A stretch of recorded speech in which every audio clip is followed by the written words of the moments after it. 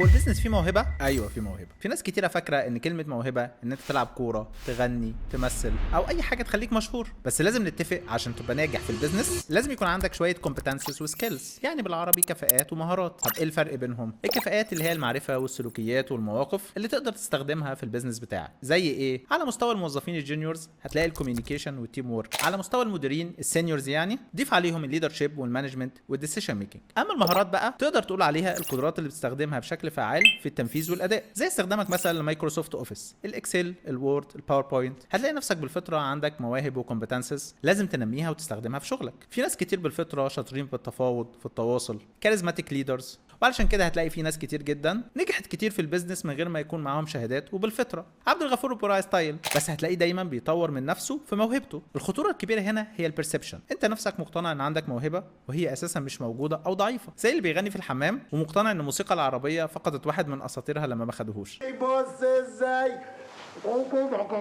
دلوقتي بقى سؤالي موجه ليك، موهبتك في البيزنس مكتسبه ولا بالفطره؟